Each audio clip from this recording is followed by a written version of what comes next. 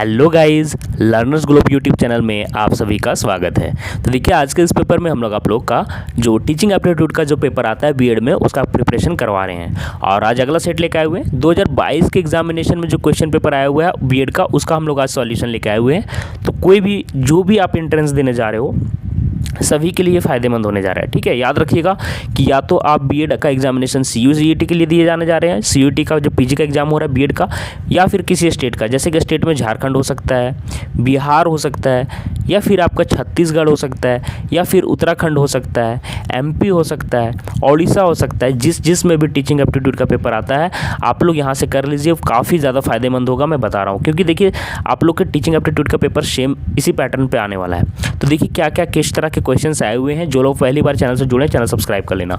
What total time taken in Indian model of micro teaching is, है ना। पहले micro teaching का मतलब समझ लेंगे। माइक्रो टीचिंग के भारतीय मॉडल में लिया गया कुल समय क्या है। तो देखिए क्या है माइक्रो टीचिंग, इसका हिंदी आप लोग लिख लीजिएगा, सूक्ष्म शिक्षण होता है। आप लोग कॉपी जरूर निकाल के रखिए क्लास में, ताकि फ़ायदा होगा। सूक्ष्म शिक्षण, ठीक है, सूक्ष्म शिक्षण इसका हिंदी होता है। इसका परिभाषा आप लोग समझ लीजिए, डेफिनेशन समझ लीजिए। अगर पूछ लेता है तो क्या लिखना है, माइक्रो टीचिंग सूक्ष्म शिक्षण। और याद रखिए, हिंदी मीडियम वाले इंग्लिश से कंफर्टेबल हो जाइए और इंग्लिश वाले हिंदी से, ताकि आप लोगों को फ़ायदा क्या होगा ना कि बाइलिंगुअल अगर आप लोग जानोगे तो एग्जाम में फ़ायदा रहेगा। क्योंकि टीचिंग ऐसा प्रोफेशन है जिसमें आपको हिंदी इंग्लिश दोनों अच्छे से आना चाहिए, है ना। दोनों को आपको सामंजस्य से बैठाना पड़ेगा, बैलेंस करना पड़ेगा।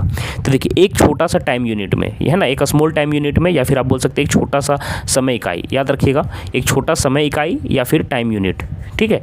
इसमें किसी एक कौशल पर, कौशल मतलब क्या बोल सकते हैं हम लोग, कौशल मतलब बोल सकते हैं स्किल, या फिर आप लोग बोल सकते हो मेथड। टीचिंग का जो भी मेथड है, जो भी है ना, तो इस पे हम लोग क्या करेंगे, बार बार चेंजेस लाएंगे। जो भी हम लोग का जो कौशल रहेगा, जो भी स्किल है, उस पर हम लोग जो भी मेथड है उसमें हम लोग बार बार चेंजेस लाएंगे, ताकि क्या हो कि हमारा जो वो स्किल हो उस पर हमारा अच्छा पकड़ हो सके और बच्चों को ज़्यादा अच्छे से हम लोग समझा सके।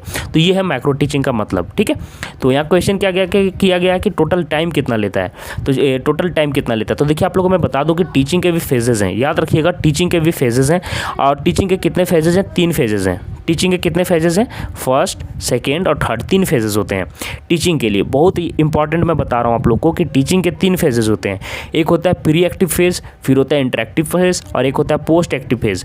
याद रखिएगा, प्री एक्टिव फेज मतलब पूर्व जो फेज होता है, पूर्व का फेज होता है। और ये इंटरेक्टिव फेज होता है आपका जो इंटरेक्शन होता है बच्चों के साथ, है ना। और ये पोस्ट एक्टिव हो गया पश्च क्रिया का जो हम लोग का मतलब कि है ये पूर्व क्रिया का, ठीक है। याद रखिएगा, पूर्व क्रिया का फेज, ये पश्च क्रिया का फेज, और ये आपका इंटरेक्टिव फेज। इसमें होता है क्या है, चलिए देख लेते हैं। देखिए क्या होता है कि शिक्षण के चरणों को हम 3 भागों में विभाजित कर सकते हैं या समझा सकते हैं। और 3 फेज क्या क्या हो गया, प्री एक्टिव फेज, ठीक है। थोड़ा सा जूम कर देते हैं, हम आप लोग को देख लेते हैं। देखिए, pre active phase planning phase होता है। याद रखिएगा, इंटरेक्टिव फेज क्या होता है, इंप्लीमेंटेशन फेज होता है। और पोस्ट एक्टिव फेज क्या होता है, इवैल्यूएशन फेज होता है। आप लोग को मैं बता दूं कि आप लोग क्लासरूम में जाइएगा तो सबसे पहले प्लानिंग करना पड़ता है। क्लास में जाने से पहले आप लोग क्या करेंगे, प्लानिंग करेंगे। और प्लानिंग जो करेंगे वो आप लोग का इंटरेक्टिव स्टेज नहीं होता है, उसके बाद का होता है। पहले हम लोग प्लान करके आएंगे, TLM वगैरह या लेसन प्लान बना के आएंगे। तो अगर पूछ देगा लेसन प्लान बनाना या फिर कोई भी तरह का जो भी आप लोग कॉपी में लिख के लाते हो, लेसन प्लान करना, TLM बनाना, वो किस में आता है, तो याद रखिएगा वो प्री एक्टिव फेज में आता है, ठीक है। याद रखिएगा। और जब क्लासरूम में आप आ जाते हैं तो वही TLM या जो भी लेसन प्लान है, या फिर जो भी आप लोगों ने सोच के रखा है कि आज वो टॉपिक हमें कराना है, तो वो तो आपको आ गया प्री एक्टिव फेज में, ठीक है। उसके बाद का जो फेज़ होता है वो होता है इंटरेक्टिव फेज़। इस फेज़ में क्या होता है ना कि हम लोग बच्चों के साथ इंटरेक्शन करते हैं। सारा चीज़ मैं बहुत इंपॉर्टेंट बता रहा हूँ, ये सभी अगर आ गया तो आप लोग के नंबर आसानी से बन जाएंगे, बाकी बच्चों को प्रॉब्लम होगा। तो आप लोग चलते चलिएगा। तो इंटरेक्टिव फेज़ में क्या होता है ना, इंटरेक्टिव फेज़ में हम लोग इंप्लीमेंट करते हैं। जो भी हम लोग TLM बना के लाएँ, जो भी प्लान बना के लाएँ, उसे क्या करते हैं हम लोग यहाँ पे एग्जीक्यूट करते हैं, है ना। तो ये इंप्लीमेंटेशन हो गया। जो भी हम लोग आए सीख के वो इंप्लीमेंट करेंगे। और उसके बाद जब हम इंप्लीमेंटेशन कर लेंगे, सारा इंटरेक्शन हो जाएगा, जो भी हमको देना है वो बच्चों को दे लेंगे।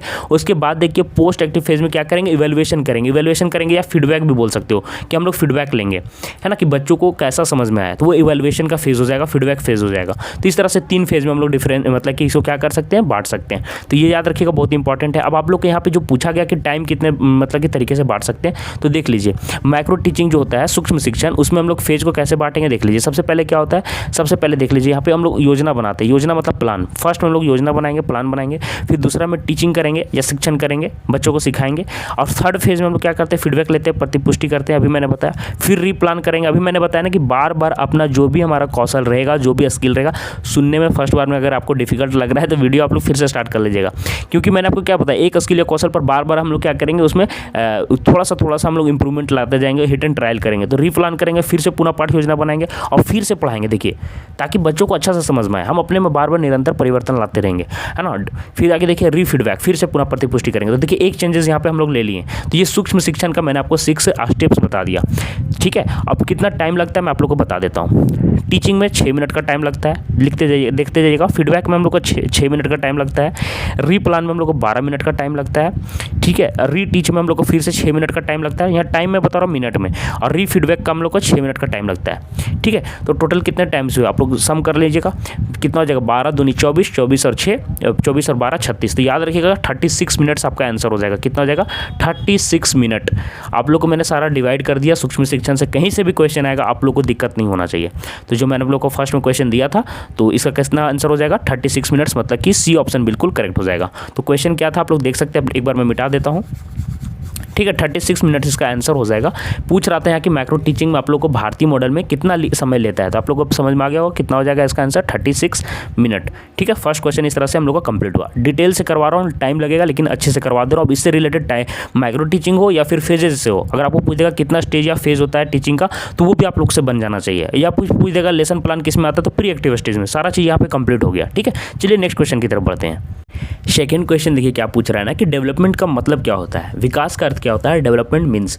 और ऑप्शंस दिए हुए हैं, क्वालिटेटिव चेंज मतलब कि गुणात्मक परिवर्तन, नेगेटिव चेंज नकारात्मक परिवर्तन, इंक्रीज इन क्वालिटी गुणवत्ता में वृद्धि, और सिंपल चेंज मतलब साधारण परिवर्तन। याद रखना है ना कि नेगेटिव चेंज को हम लोग डेवलपमेंट में तो एकदम नहीं मतलब कि सोचेंगे, तो यहाँ पे सेकंड ऑप्शन बिल्कुल गलत हो जाएगा, है ना। और साधारण परिवर्तन यहाँ पे दिया हुआ ऑप्शन, तो आप लोग को ए और सी में आप लोग को थोड़ा सा आप लोग को क्या हो रहा होगा, कन्फ्यूज़न हो रहा होगा, ठीक है। तो आप लोग को डेवलपमेंट का मतलब मैं समझा दे रहा हूँ कि डेवलपमेंट क्या होता है ना, डेवलपमेंट आप लोग का होता है कोई भी जो भी हम लोग का है पहले से जो भी एग्जिस्टिंग कंडीशन है, जो भी हम लोग का अभी स्थिति है, इसमें कुछ ना कुछ एडिशन होना चाहिए, है ना। कुछ भी एडिशन होना चाहिए, इंक्रीमेंट होना चाहिए, एडिशन बोलो या इंक्रीमेंट बोलो, कुछ ना कुछ हम लोग का क्वालिटिव जो भी हम लोग की क्वालिटी है उसमें थोड़ा सा इंक्रीमेंट या हम लोग का एडिशन होना चाहिए, ठीक है। और ये ग्रोथ होना ही चाहिए, याद रखिएगा कि पॉजिटिव ग्रोथ होना चाहिए। क्या होना चाहिए, पॉजिटिव ग्रोथ, ठीक है, पॉजिटिव ग्रोथ याद रखिएगा। लेकिन याद रखिए ये पॉजिटिव ग्रोथ हम किस तरह से हम लोग मतलब कि क्या बोल सकते हैं, समझ सकते हैं। तो हमेशा हम लोग इस तरह से आसानी से इसको परिवर्तन को हम लोग ये जो ग्रोथ होता है आसानी से नहीं देख सकते। कभी कभी ऐसा चेंजेस होता है ना जो पॉजिटिव तो नहीं दिखता है, लेकिन वो भी एक रिलेटिव चेंज हो जाता है किसी भी तरह का, और जो कि हम लोग को ज़रूरी भी है, ठीक है, याद रखिएगा। और याद रखिएगा कि यहाँ पे ये वाला जो ऑप्शन है ना पॉजिटिव वाला जो दिया है, गुणवत्ता में वृद्धि, इंक्रीज इन क्वालिटी, यहाँ पे याद रखिएगा पॉजिटिव चेंज होना चाहिए था, ठीक है, इंक्रीज नहीं, पॉजिटिव भी चेंज होना चाहिए, ठीक है। तो इस तरह से यहाँ पे ऑप्शन आप लोग को जो हो जाएगा क्वालिटिव चेंज, आप लोग का ए ऑप्शन बिल्कुल करेक्ट हो जाएगा। याद रखिएगा कि क्वालिटिव चेंज होना चाहिए, याद रखिएगा, सेकेंड ए ऑप्शन बिल्कुल करेक्ट हो जाएगा। ये क्वेश्चन थोड़ा सा कंफ्यूज हो जाइएगा आप लोग, लेकिन जो आप लोग को जो मैंने बता दिया अब उसी के हिसाब से चेंज में आप लोग को प्रॉब्लम नहीं होना चाहिए। क्वालिटिव चेंज होना चाहिए, अगर पूछ देगा कि इंक्रीमेंट होना चाहिए साथ में पॉजिटिव इंक्रीमेंट होना चाहिए, तो दोनों ऑप्शन मार दीजिएगा ए और बी। याद रखिएगा अगर यहाँ पे रहेगा पॉजिटिव और यहाँ पे रहेगा साथ ही साथ इंक्रीमेंट, तो दोनों ऑप्शन बिल्कुल करेक्ट हो जाएगा। चलिए नेक्स्ट क्वेश्चन की तरफ बढ़ते हैं। अब ये देखिए ये क्वेश्चन भी इंपॉर्टेंट है। Which one of the following scholars introduced the concept of human development, निम्नलिखित में से किस विद्वान ने मानव विकास की अवधारणा की शुरुआत की। तो ऑप्शंस काफ़ी अच्छे हैं। प्रोफेसर अमर्त्य सेन दिया हुआ है, फिर एलन सी सेन पाई दिया हुआ है, फिर डॉक्टर महमूद उल हक दिया हुआ है, फिर रतजेल दिया हुआ है। इसका आंसर क्या हो जाएगा मैं आप लोगों को बता दूं, इसका आंसर हो जाएगा आप लोग का डॉक्टर महबूब उल हक। इन्होंने क्या बोला है ना मैं बता देता हूँ कि ह्यूमन डेवलपमेंट के बारे में इन्होंने बोला है कि जब भी हमारे जो फ्रीडम्स हैं वो बढ़ जाएं, फ्रीडम मिल जाए हम लोग को, साथ ही साथ क्या हो कि अपॉर्चुनिटीज़ में भी वृद्धि हो। अपॉर्चुनिटीज़ जो होती है ना, जो भी अवसर है, इसको अवसर बोलेंगे हिंदी में, अवसरों में वृद्धि, अपॉर्चुनिटीज़ में मतलब इंक्रीमेंट होना चाहिए, साथ ही साथ फ्रीडम भी बढ़ जाए, है ना। तो अपॉर्चुनिटीज़ मिलेगा, इससे क्या होगा ना, ये दोनों से हमारा क्या होगा कि जो हम लोग का लिविंग स्टैंडर्ड है, जो जीवन स्तर है वो अच्छा होगा। तो उसी को हम लोग क्या बोलेंगे, ह्यूमन डेवलपमेंट में सुधार। ठीक है, तो इसका ऑप्शन क्या हो जाएगा, डॉक्टर महबूब उल हक। चलिए नेक्स्ट क्वेश्चन की तरफ बढ़ते हैं। नेक्स्ट क्वेश्चन देखिए क्या पूछ रहा है ना आप लोग का कि द वर्ड पेडागोजी मीन्स शब्द शिक्षा शास्त्र का अर्थ क्या है। तो देखिए शब्द शिक्षा शास्त्र का आप लोग याद रखिएगा मीनिंग क्या होता है। 99 का आपको बी ऑप्शन बच्चों को नेतृत्व करने के लिए, टू लीड द चाइल्ड, है ना। याद रखिएगा शिक्षा शास्त्र मतलब बच्चों का नेतृत्व करने के लिए। जो हम लोग शिक्षा शास्त्र पढ़ते हैं, जो भी हम लोग पढ़ते हैं वो बच्चों का नेतृत्व करने के लिए सीखते हैं कि कैसे नेतृत्व किया जाना है, सही डायरेक्शन में किया जाना है। चलिए नेक्स्ट क्वेश्चन की तरफ बढ़ते हैं। अगला क्वेश्चन देखिए पूछ रहा है ना कि सही प्रतिक्रियाओं और उचित व्यवहार को बढ़ाने के लिए निम्नलिखित में से किसका उपयोग किया जाना चाहिए। Which from the following should be used to increase correct responses and appropriate behavior। तो याद रखिएगा कि हम लोग रिवार्ड इनाम हमेशा नहीं दे सकते, ये भी होता है लेकिन हमेशा नहीं कर सकते। ऐसे दोनों आता है, याद रखिएगा इनाम और स्तुति, याद रखिएगा रिवार्ड एंड प्रेज। और सख्ती तो हम लोग नहीं कर सकते, इग्नोरेंस नहीं कर सकते। तो ये दोनों ऑप्शंस तो बिल्कुल आप लोगों को पहले एलिमिनेट कर लेना है। हम हर स्टेट में आप लोगों को बता रहे हैं कि पहले एलिमिनेशन क्या कीजिए ताकि आप लोग के एग्जाम में ज़्यादा से ज़्यादा मार्क्स आ सके टीचिंग एप्टीट्यूड में। तो ये दोनों हम लोग पहले एलिमिनेट कर लेंगे। और इनाम और स्तुति, ए और बी दोनों ज़्यादा, दोनों में से मैं आप लोगों को बता दूँ कि ए और बी दोनों रहता तो ठीक है, लेकिन जब ऐसे ऑप्शन आ जाए ना तो याद रखिएगा सबसे अप्रोप्रिएट होता है प्रेज। स्तुति सबसे मुख्य होता है, जितना भी इम्पॉर्टेंट होता है। याद रखिएगा जितना प्रेज करेंगे बच्चों में उतना मनोबल बढ़ेगा, और है ना उनका जो भी रहेगा मोटिवेट हो जाएंगे बच्चे और पढ़ने में भी ध्यान देंगे, और सारे आप लोग जो भी उनको डायरेक्शन देंगे वो सारा फॉलो भी करेंगे, तो उनको फिर एक तरह से हैंडल करना आसान रहेगा। तो सही प्रतिक्रियाओं और उचित व्यवहार को बढ़ाने के लिए स्तुति प्रेज सबसे अच्छा तरीका है। नेक्स्ट क्वेश्चन की तरफ बढ़ेंगे। Syllabus is a part of, पाठ्यक्रम का एक हिस्सा है। तो पाठ्यक्रम का हिस्सा यहाँ पे क्या क्या ऑप्शन दिया हुआ है, करिकुलम है ना, पाठ्यचर्या क्लासरूम दिया हुआ है, कक्षा एक्टिविटीज़ गतिविधियाँ, और फिर सोसाइटी मतलब समाज। तो चार ऑप्शंस में आप लोग सभी को पता है कि जो सिलेबस है हमारा वो करिकुलम का पार्ट होता है, पाठ्यचर्या का पार्ट होता है। और एक क्वेश्चन आप लोग देखे थे जो मैंने इमामुल हक करके बताया था कि 99 नंबर शायद क्वेश्चन था, वो स्टेटमेंट बेस्ड था। याद रखिएगा स्टेटमेंट बेस्ड क्वेश्चन आप लोग याद रख लीजिएगा, तो आप लोग को थोड़ा सा याद रखना पड़ेगा वो। और वो वैसे क्वेश्चन अगर करके जाते हैं एग्जाम में, अगर 4-5 क्वेश्चन आप लोग को मिल जाते हैं जो कि मैंने हर वीडियोज़ में बताया है, तो आप याद रखिए कि अगर उसमें से 3 क्वेश्चन पे अगर आप कर लेते हो तो बाकी से काफ़ी आगे निकल जाओगे। 3 मार्क्स में बहुत ज़्यादा डिफरेंस होता है। मैं आप लोग को पिछले साल बता रहा हूँ कि 55 मार्क्स में जिन बच्चों का रैंक बनता है अगर 20, जैसे कि अगर एग्जाम्पल के तौर पे मैं बता रहा हूँ कि जिनका अगर 22-25 मतलब समझ लीजिए 4000 रैंक बना है, एग्जाम्पल के तौर पे बता रहा हूँ, तो वही 58 में 3 नंबर के डिफरेंस पे उसका रैंक सीधा का सीधा 3000 भी बन सकता है, मैं आप लोग को बता दूं, या 2000 भी कभी कभी बन जाता है। याद रखिएगा 2000 मतलब कि कितना डिफरेंस हो जाता है। तो क्वेश्चन स्टेटमेंट वाले जरूर किया कीजिएगा। तो पाठ्यक्रम का हिस्सा क्या हो जाएगा आप लोगों का, करिकुलम पाठ्यचर्या, आपका आंसर सही हो जाएगा। नेक्स्ट क्वेश्चन देखिए क्या पूछ रहा है ना कि the name of Yashpal committee report 1993 is, Yashpal समिति रिपोर्ट का नाम क्या है ना। तो याद रखिएगा हो जाएगा लर्निंग विदाउट बर्डन, बिना बोझ के सीखना। 1993 में क्या हुआ था ना कि ministry of human resource development, मतलब कि ministry of human resource development MHRD है ना, इन्होंने क्या किया, गवर्नमेंट जो MHRD है गवर्नमेंट ऑफ इंडिया की, उन्होंने एक कमेटी बनाया है ना, नेशनल एडवाइजरी कमेटी बनाया, जिसके यशपाल क्या थे, चेयरमैन थे। यशपाल कौन थे, चेयरमैन थे। नेशनल एडवाइजरी कमेटी बनाया जिसके चेयरमैन यशपाल थे।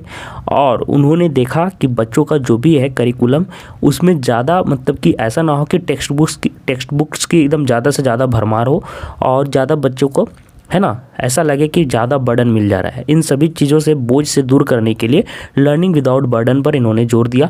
इसमें क्या क्या किया गया ना, कुछ बहुत सारे बदलाव किए गए। होमवर्क बच्चों को प्राइमरी स्कूल्स पर अब दिया जाने नहीं लगा, और उच्च कक्षाओं में भी, जो प्राइमरी क्लासों में तो होमवर्क मना कर दिया गया, आगे के कक्षाओं में भी जो होमवर्क है वो ऐसा किया गया कि ज़्यादा वर्बली ना हो, ज़्यादा वर्बली हो, लेकिन ज़्यादा से ज़्यादा टेक्स्ट लिख कर, जो होता है ना कि टेक्स्ट लिख के लाना है, 25 पेज ये लिख के लाओ, वो लिख के लाओ, इन सभी भारों से मुक्त किया गया। तो इस तरह से यशपाल समिति रिपोर्ट का दूसरा नाम बिना बोझ के सीखना, लर्निंग विदाउट बर्डन। आप लोग भी कोशिश कीजिएगा जब आप लोग टीचर बन जाए, बच्चों को ज़्यादा से ज़्यादा होमवर्क देना नहीं चाहिए। बच्चों को कोशिश करना चाहिए कि कुछ ऐसे एक्टिविटीज़ दें ताकि करके सीखें। तो ये करके सीखने पर क्रिएटिव बनाने के लिए ऐसा किया गया था, ताकि ज़्यादा लिखित तौर पर ज़्यादा मतलब कि क्या बोलते हैं रिटेन ज़्यादा होता है ना, कि बच्चों को खूब राइटिंग पर जोर दिया जाता है, खूब सारा टेक्स्ट बुक्स से लाइन पढ़े और वो खुद लिखे। तो ऐसे चीज़ों से इन्होंने दूर किया और एक्टिविटीज़ पर इन्होंने ज़्यादा जोर दिया था। चलिए नेक्स्ट क्वेश्चन देखिए क्या पूछ रहा है ना कि लर्निंग ऑब्जेक्टिव मीन्स सीखने के उद्देश्य का अर्थ है।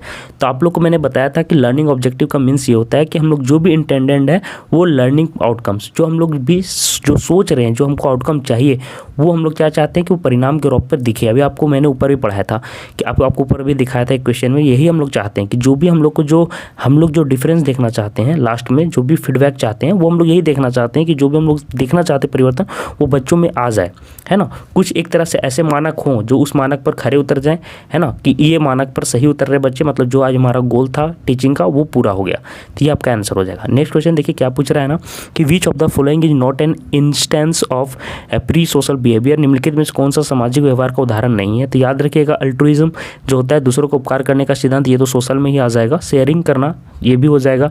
क्राउडिंग कहीं से भी नहीं होगा। भीड़ लगा कर ऐसा थोड़े बोल सकते हैं कि ये सामाजिक व्यवहार के अंदर आ रहा है, प्रो सोशल बिहेवियर के अंदर आ जाएगा। कोऑपरेशन सहयोग भी आ जाएगा। तो सी ऑप्शन बिल्कुल सही हो जाएगा यहाँ पे कि ये इसके अंदर नहीं आता है, इसका उदाहरण नहीं है। ठीक है, चलिए नेक्स्ट क्वेश्चन की तरफ बढ़ते हैं। नेक्स्ट क्वेश्चन देखिए पूछ रहा है the blocking of goal directed behaviour is.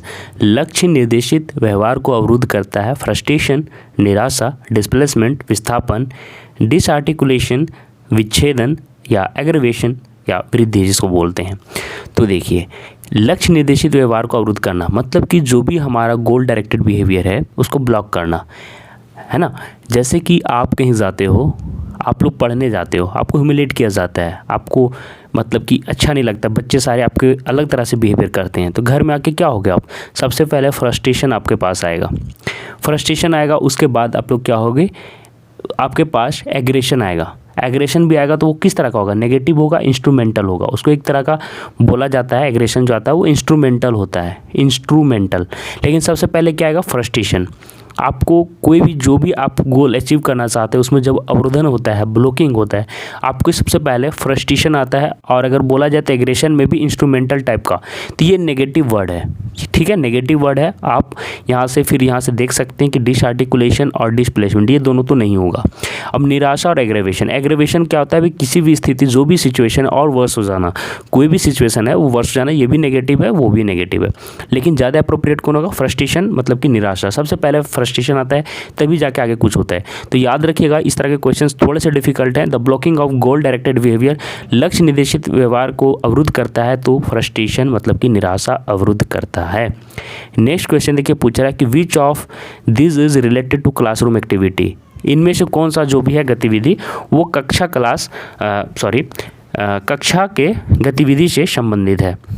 तो आप लोगों को मैंने पहले भी ये वाला क्वेश्चन समझाया था कि कौन सा तरह से, मतलब कि क्वेश्चन सेम नहीं था, मतलब कि टेक्निक आपको मैंने बताया था कि कौन कौन सा रिलेटेड है। तो कौन सा रिलेटेड है, आप लोगों का प्रिंसिपल, सिद्धांत वो नहीं होगा, है ना, फिर या फिलॉसफी नहीं, टेक्निक भी नहीं। यहाँ पे याद रखिए कि मेथड होगा, आंसर क्या हो जाएगा, तरीका, है ना। तरीका क्यों होगा कि देखिए टीचिंग मेथड के अंदर क्या होता है कि जो भी हम लोग को जनरल प्रिंसिपल्स है उनको समझाना है। पैडागोजी जो भी शिक्षा शास्त्र इसी के अंदर आएगा। जो भी मैनेजमेंट स्ट्रेटजी है, मैनेजमेंट स्ट्रेटजी मतलब किस तरह से हमें प्रबंधन करना है, ये सारा चीज़ आप लोग को इसी मेथड के अंदर हम लोग को पढ़ना रहता है। वही तरीका हम लोग का टीचिंग मेथड ही हम लोग को ये मतलब कि ये हम लोग को समझाता है कि क्लासरूम में कैसे अच्छे तरीके से इंटरेक्शन बच्चों के साथ किया जा सके। तो क्लासरूम एक्टिविटी के अंदर हम लोग का मेथड आंसर सही हो जाएगा। याद रखिएगा ये क्वेश्चन। चलिए नेक्स्ट क्वेश्चन की तरफ बढ़ते हैं। पूछ रहा है कि इन डिसिप्लिनरी टर्म्स, है ना, ब्लैंक दिया हुआ है, is referred as management technique, ठीक है। अनुशासनात्मक शब्द खाली स्थान दिया हुआ है को प्रबंधन तकनीक कहा जाता है।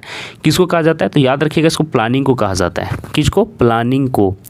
डी ऑप्शन बिल्कुल करेक्ट हो जाएगा कि in disciplinary terms planning is referred as management technique. देखिए प्लानिंग के अंदर हम लोग क्या करते हैं, हम लोग क्या क्या एक्शन लेना है, एक्शन मतलब क्या और किस तरह से हम लोग को वहाँ पे काम करने हैं, जो भी एक्शन लेना है, प्रभाव डालना है बच्चों पर, उसके स्टेप्स हम लोग निर्धारण कहाँ करेंगे, स्टेप्स निर्धारण की किस तरह से हम लोग को जो भी गोल है, जो भी आप लोग को गोल क्या गोल होना चाहिए, गोल होना चाहिए जो भी हम लोग को जो चाहिए, जो बच्चों में डिफरेंस चाहिए, जो हम लोग को जो मानक तय किए हमने कि ये डिफरेंस बच्चों को ये क्लास लेने के बाद ये दिखना चाहिए, बच्चों को आज के क्लास के बाद जोड़ सीख जाना चाहिए। तो ये हमारा मानक है, ये गोल है हमारा। तो ये हम लोग कुछ एक्शन स्टेप्स में लेंगे, सीक्वेंस बनाएंगे, सीक्वेंस मतलब क्रम में कुछ एक्शन लेने का प्लान बनाएंगे, ऐसे ऐसे सिखाना है, सबसे पहले बच्चों को ये बताएंगे, 2 टॉफ़ी लीजिए, 2 टॉफ़ी लीजिए, या फिर TLM का यूज़ करेंगे, लेसन प्लान का यूज़ करेंगे, जो भी आपके मन में प्लानिंग चलेगा। तो जो भी हमको स्पेसिफिक गोल चाहिए, जो भी हमारा गोल है पूरा करने के लिए, उसको अचीव करने के लिए जो भी स्टेप्स लेंगे वो प्लानिंग में ही आएगा, है ना।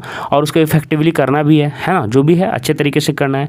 तो हम लोग क्या करेंगे ना कि मतलब प्लानिंग में ही ये सारा मैनेजमेंट टेक्निक आप लोग का तय होता है। याद रखिएगा, एक मैप की तरह होता है। प्लान क्या होता है? एक मैप होता है जिसमें हम लोग सारा चीज़ का निर्धारण करते हैं एक तरह से। ये समझ सकते हैं मैप मतलब कि आपका। नेक्स्ट क्वेश्चन देखिए, पूछ रहा है ना कि निम्नलिखित शिक्षण विधियों में कौन सी एक प्रगतिशील सिद्धांत पर आधारित है? Which one of the following teaching methods is based on progressive theory? Questioning, पूछताछ, डिडक्टिव, इंडक्टिव, योजक, अधिष्ठापा। यहाँ पे आप लोग को निगमन और आगमन विधि भी दे सकता है। प्रॉब्लम सॉल्विंग मतलब कि समस्या समाधान। इसलिए मैंने बोला था हिंदी इंग्लिश दोनों देख लीजिए। अभी हिंदी बच्चे वाले यहाँ पे परेशान हो जाएंगे, इसलिए मैंने बताया था इंडक्टिव और डिडक्टिव मेथड आप लोग याद रखिए, आगमन निगमन विधि। तो इस तरह से आप लोग परेशान हो सकते हो, ठीक है। तो चलिए हम लोग आप लोग को डिडक्टिव और इंडक्टिव मेथड पहले ही समझा दिया था, बहुत ही अच्छे तरीके से समझाया। तो इंडक्टिव मेथड में आप लोग को क्या मैंने बताया था? इंडक्टिव मेथड में मैंने आप लोग को बताया था स्पेसिफिक टू जनरल जाता है। ये क्या जाता है? Specific to general. इसको मैंने बहुत ही अच्छे से समझाया था। फिर डिडक्टिव मेथड में आप लोगों को क्या बताया था मैंने? जनरलाइजेशन, मतलब कि जो भी जनरल रहेगा वहाँ से जनरलाइजेशन से हम लोग स्पेसिफिक एग्जाम्पल की तरफ बढ़ते हैं। एक बार थोड़ा सा सिंपल में समझा देता हूँ। जैसे कि देखिए इंडक्टिव मेथड में क्या होगा ना कि पहले हम ऐसे एग्जाम्पल्स लेंगे जो बच्चे जानते हो, है ना। तो क्या होता है, ये नॉन टू अननोन की तरफ जाता है। जो हमें मालूम है नॉन टू अननोन की तरफ ये बढ़ेगा, अननोन, ठीक है, कि ए अननोन की तरफ बढ़ेगा। जैसे कि देखिए बच्चों को पता है ना कि फल मीठे होते हैं, बच्चों को तो पता ही है, उनको टेस्ट तो पता ही है ना। तो हम लोग क्या पूछेंगे, जैसे कि हमारा आज का मोटिव है, हम लोग का जो आज एम है ये सिखाना है कि फलों में शर्करा के कारण फल क्या होते हैं? मीठे होते हैं। मैं एग्जांपल पे बता रहा हूँ, पिछले क्लास में मैंने सीक्वेंस सीरीज़ का मैंने लिया था, यहाँ पे मैं उससे भी आसान लिया हूँ। फलों का जो स्वाद है वो मीठा होता है, किसके कारण? फल शर्करा के कारण मीठा होता है। ये हम लोग को सिखाना है, फल शर्करा या फलों में शर्करा पाया जाता है, ये हम लोग को सिखाना है। चलिए ठीक है। तो क्या पूछेंगे बच्चों को पूछेंगे, बच्चों पके हुए आम खाए हो क्या? तो बोलेंगे हाँ। तो बोलेंगे उसका टेस्ट कैसा है बच्चों? तो क्या बोलेंगे? मीठा। बच्चे क्या बोलेंगे? कि मीठा है। फिर पूछेंगे कि अंगूर, पके हुए अंगूर, यार ऐसे नहीं तो कच्चे वाले तो बहुत खट्टे लगते हैं। तो अंगूर क्या बोलेंगे बच्चे? बोलेंगे मीठा। फिर बोलेंगे अच्छा बच्चों पपाया बता दो, पपीता कैसा लगता है खाने में?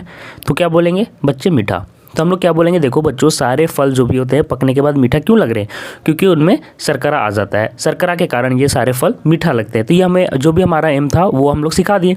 तो जो नॉन थे बच्चों को क्या लगेगा कि मुझे पहले से पता था और सर उसी में थोड़ा सा हम लोग क्या किए, ऐड कर दिए, तो उससे बच्चों को ज़्यादा समझ में आता है ना। तो नॉन टू अननोन की तरफ जाते हैं, जो पता था उसी से हम लोग जो नहीं पता है शर्करा उसको निकालते हैं। ये इंडक्टिव मेथड में। डिडक्टिव में क्या होगा ना कि हम लोग पहले ही बता देंगे, देखो बच्चों फल में शर्करा पाया जाता है जिसके कारण फल मीठा लगता है ना। तो फिर बच्चों को पूछेंगे बच्चों कौन कौन सा फल मीठा लगता है, अब आप लोग बताओ। तो उनको आंसर करना पड़ेगा कि सर आम मीठा लगता है, पपीता मीठा लगता है सर, और फिर बोलेंगे कि सर अंगूर भी मीठा लगता है। तो ये देख रहे हो लॉजिक, यहाँ से इनको अपने खुद से कंक्लूज़न लेना पड़ेगा। जो भी हम लोग दिए हैं जो भी मैंने जनरलाइजेशन करके जो भी चीज़ दिया है उनसे खुद उनको लॉजिक डिराइव करना पड़ेगा। तो ये थोड़ा सा उल्टा प्रक्रिया, थोड़ा डिफिकल्ट होता है ना। अननोन टू नोन की तरफ जाना पड़ता है। पहले तो उनको शर्करा तो मालूम भी नहीं था, आपने बता दिया कि नहीं देखो शर्करा के कारण मीठा लगता है। तो पहले ही मैंने अननोन चीज़ें बता दी, उससे नॉन चीज़ें हम लोग जो हम लोग को पता है वो सारी चीज़ें एक्सपेक्ट कर रहे हैं कि वो बता दे। तो ये डिडक्टिव मेथड हो गया। जैसे कि आप लोग पता होगा कि जो भी है ना, आप लोग एग्जाम्पल के तौर पर समझ सकते हो, जो फाइटर जेट है ना, तो वो दूसरे कंट्री से खरीद के जब भी कोई लाता है दूसरा कंट्री, तो क्या करता है फाइटर जेट के जो उनके पार्ट्स लगे हुए रहते हैं वो डिडक्टिव मेथड से चाहता है कि उनके वर्क्स जान जाए कि कौन सा पार्ट कौन सा काम करता है। तो वो हम लोग डिडक्टिव मेथड हो जाएगा, जो कि डिफ़िकल्ट होता है। तो ये दोनों ऑप्शंस यहाँ पे, और यहाँ पे पूछ रहा है ना कि आप लोग ये दोनों आंसर क्वेश्चन पूछा जा सकता है, इसलिए मैंने यहाँ पे इतना लेंदी बताया। प्रोग्रेसिव थ्योरी क्या है? प्रोग्रेसिव थ्योरी मतलब हमेशा जो भी हम लोग का जो मानक है, जो मैंने आपको बताया था पहले कि क्वालिटिव चेंज आना चाहिए, कोई भी चेंज हम लोग को लास्ट में जो भी गोल है वो अचीव करते हुए दिखना चाहिए, है ना। तो यहाँ पे हम लोग का क्या हो जाएगा? प्रॉब्लम सॉल्विंग, इसका आंसर हो जाएगा। क्या हो जाएगा? डी।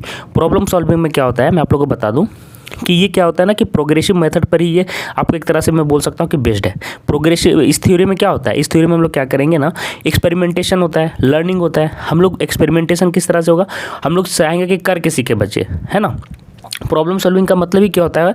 करके सीखना। और हम लोग का यही गोल होता है कि करके सीखने से ही हम लोग का क्या होता है? प्रोग्रेसिव थ्योरी एक तरह से मिलता है, ठीक है। तो हम लोग का ये आंसर बिल्कुल अप्रोप्रिएट लग रहा है। समस्या समाधान यहाँ पे क्या होगा? बच्चे के जो भी आइडियाज़ हैं वो खुद से उनमें एक्टिव एक्सपेरिमेंट करेंगे और उस एक्सपेरिमेंट से जो भी लर्न करेंगे सीखेंगे वो एक तरह से प्रोग्रेसिव थ्योरी के अंदर आएगा। तो डी ऑप्शन बिल्कुल करेक्ट हो जाएगा। चलिए नेक्स्ट क्वेश्चन की तरफ चलते हैं। इस क्वेश्चन में देखिए क्या पूछ रहा है ना, the teacher studies pupils group behaviour mainly by which of the following methods. बोलता है शिक्षक मुख्य रूप से निम्नलिखित में से किस विधि द्वारा विद्यार्थियों के समूह का व्यवहार का अध्ययन करता है। यहाँ पे हम लोग का क्या है फोकस, यहाँ पे है क्या करना है, टीचर स्टडीज ग्रुप बिहेवियर, हमको ग्रुप बिहेवियर देखना है, समूह व्यवहार। तो समूह व्यवहार में हम लोग देखिए कैसे हम लोग देखते, इंटरव्यू क्या होगा ना 1 to 1 होगा। तो 1 to 1 में क्या हम बच्चे का जो भी ग्रुप के साथ, मतलब एक तरह से सोशल एक्टिविटीज़ भी बोल सकते हो कि ग्रुप में कैसा बिहेवियर है वो अगर हम लोग को जज करना है ना, तो उसका अध्ययन करना है तो क्या करेंगे हम लोग, क्या इंटरव्यू लेंगे। क्या इंटरव्यू में कोई बोलेगा कि मुझे अपने दोस्तों के साथ या मुझे सोशली रहना ज़्यादा पसंद नहीं है, ये तो हो नहीं सकता। तो इंटरव्यू हम लोग यहाँ पे क्या करेंगे, एलिमिनेट करेंगे। अगला देखिए एक्सपेरिमेंटेशन, हम लोग प्रयोग नहीं कर सकते यार। ऐसा थोड़ी कि किसी एक बच्चे को 3 के ग्रुप में रखते हैं फिर किसी 3 के ग्रुप में रखते हैं। यहाँ पे ये हमारा परमुटेशन कॉम्बिनेशन नहीं करना है यहाँ पे, है ना, सॉरी। तो यहाँ पे हम लोग बच्चों को ग्रुप में एक्सपेरिमेंट करके भी ये नहीं कर सकते, प्रयोग नहीं कर सकते। हम लोग को देखना है कि ओवरऑल उसका बिहेवियर कैसा है। केस स्टडी हिस्ट्री, उसका हिस्ट्री जानोगे क्या कि वो बच्चे पहले क्या किए, केस स्टडी निकाल के आप लोग करेंगे, तो ये भी नहीं है। ऑब्जर्वेशन में क्या होगा ना कि हम लोग देख सकते हैं, हम लोग कभी कभी क्या कहते हैं ऑब्जर्वेशन में जो ग्रुप बनता है उसका एक पार्टिसिपेंट भी बन सकते हैं टीचर के तौर पे, और उस ग्रुप में क्या क्या बच्चे किस तरह से बिहेवियर कर रहे हैं वो सारा हम लोग एक तरह से कंक्लूजन निकाल सकते हैं कि कौन से बच्चे ज़्यादा मतलब अपने जो भी थे उनके जो मेट्स थे उनके साथ कैसा बिहेवियर रहा और कैसा उन्होंने उनके साथ किया। तो एक तरह से हम लोग ग्रुप स्टडीज़ होता है, आप लोग को सॉरी हाँ ग्रुप स्टडी भी इसी के अंदर आ गया। ये ग्रुप बिहेवियर में हम लोग क्या देखते हैं कि ग्रुप एक्टिविटी देखते हैं, ग्रुप एक्टिविटी। इसके अलावा हम लोग टीम वर्क देख सकते हैं इसके अंदर कि टीम वर्क कैसा होता है। तो ये सारा चीज़ हम लोग कैसे कर सकते हैं, तो एक यहाँ पे पार्टिसिपेंट के तौर पे हम लोग खुद अपने आप को इसमें क्या करते हैं, एक पार्टिसिपेंट के तौर पे हम लोग रह सकते हैं और देख सकते हैं, ऑब्जर्व कर सकते हैं कि कैसा इनका ग्रुप एक्टिविटी है, टीम वर्क कैसा है। तो ऑब्जर्वेशन इसका सबसे अप्रोप्रिएट आंसर हो जाएगा, सबसे अच्छा आंसर हो जाएगा। बाकी ये सारे आप लोग एलिमिनेट कर सकते हैं। चलिए नेक्स्ट क्वेश्चन देखिए, पूछ रहा है ना कि ethics is the science of, नैतिकता किसका विज्ञान है। तो याद रखिए इथिक्स या नैतिकता हम लोग को आचरण के बारे में बताता है, कंडक्ट के बारे में बताता है ना। हम लोग नैतिक शास्त्र पढ़ते थे बच्चों में, मोरल साइंस जिसको बोलते हैं, नैतिक विज्ञान। तो हम लोग क्या देखते थे उसमें सारा आप लोग देखे होंगे, ये बहुत ज़रूरी था और ये आप लोग को मैंने बताया भी था कि किस कमेटी के थ्रू ये मतलब कि किया गया था, जो हम लोग के एजुकेशन में है उसमें सिस्टम में लाया गया था। तो हम लोग का जो कंडक्ट है, आचरण है, कैसा करना चाहिए, किस तरह से, ये भी एक तरह से समझिए तो हम लोग को सोशली अच्छा बनाता है कि हम लोग सोशली कैसे अच्छे हो सके। तो कंडक्ट आचरण इसका बिल्कुल सही आंसर हो जाएगा। चलिए नेक्स्ट क्वेश्चन की तरफ बढ़ते हैं। देखिए ये क्वेश्चन क्या पूछ रहा है ना कि which of the following is not a trait ability of a creative child. Trait मतलब एबिलिटी दिया हुआ है, निम्नलिखित में से कौन सा एक रचनात्मक बच्चे का गुण नहीं है, पूछ रहा है यहाँ पे, नहीं है। तो देखिए क्रिएटिव चाइल्ड है ना, तो देखिए गाइज क्रिएटिव चाइल्ड कौन हुए, क्रिएटिव चाइल्ड वो हुए ना जिनके पास कॉग्निटिव एबिलिटी हो, ऐसी एबिलिटी हो कि वो कुछ नया कुछ ओरिजिनल प्रोड्यूस कर सके। तो ये होता है उनका विशेषता। आप लोगों को कुछ और मैं इनके गुण बता दे रहा हूँ, क्रिएटिव चाइल्ड के क्या क्या क्वालिटीज़ होते हैं इन बच्चों में। तो ये आउट ऑफ द बॉक्स सोच सकते हैं, इमेजिनेटिव होते हैं, बहुत ही अच्छे तरीके से कर सकते हैं, कोई भी चीज़ को इमेजिन कर सकते हैं। ऐसे बच्चे क्या होते हैं ना, आप लोग कैसे क्लासरूम में पकड़ सकते हो, हाई परफॉर्मेंस इनको दिखेगा, परफॉर्मेंस हाई रहेगा कोई भी चीज़ में, जो भी टास्क देंगे दीजिएगा आप लोग, है ना। और ऐसे बच्चे क्या होते हैं, आउट ऑफ द बॉक्स सोच सकते हैं, मैंने बताया, ठीक है। और ये देखिए कुछ एरिया जैसे कि आर्टिस्टिक क्रिएटिव वर्क ये सारे कर सकते हो। लीडरशिप क्वालिटीज़ तो इनके अंदर रहता ही है, 8-10 बच्चे इनके पीछे ऐसे ही वो लेते हैं, क्रिएटिव होते हैं। लर्निंग आपको मैंने बता दिया, लीडरशिप क्वालिटी होता है, इनके पीछे 8-10 तो ऐसे ही वो लेते हैं क्योंकि ये तेज़ होते हैं। आगे देखिए ऑब्जर्वेशन, सबसे इंपॉर्टेंट ऑब्जर्वेशन, ये ऑब्जर्व बहुत ही अच्छे तरीके से करते हैं, जो भी आप पढ़ाओगे बहुत ही बेहतरीन तरीके से देख सकते हैं और उससे अपने लाइन ड्रॉज कर सकते हैं अलग अलग डायरेक्शन में। तो ये ऑब्जर्वेशन की इनके जो पावर होता है बहुत ही अच्छा होता है, कीन पावर ऑफ ऑब्जर्वेशन बोल सकते हैं कि ये जल्दी थकते नहीं। तो ये सारे इनके क्वालिटीज़ हो गए। फास्टली कोई भी चीज़ को ग्रैब कर सकना, जो भी आप लोग सिखाना चाहते हो, जो गोल है आपका, वो सबसे पहले यही बच्चे इनको क्या कर सकते हैं, ग्रैब कर सकते हैं। तो ये ओरिजिनलिटी अभी मैंने बताया था कि कॉग्निटिव एबिलिटी होता है, ये इनका बच्चे पास की ओरिजिनलिटी ले लें तो ये आपका हो जाएगा। और ये देखिए आपको मैंने बताया कीन पावर ऑफ ऑब्जर्वेशन, ये ऑब्जर्वेशन बहुत ही अच्छे तरीके से कर सकते हैं, तो ये एलोबरेट भी बहुत अच्छे से कर सकते हैं, तो एलोबरेशन भी हो जाएगा और नोवेल्टी तो होएगा ही। तो आगे देखिए एक्यूरेसी।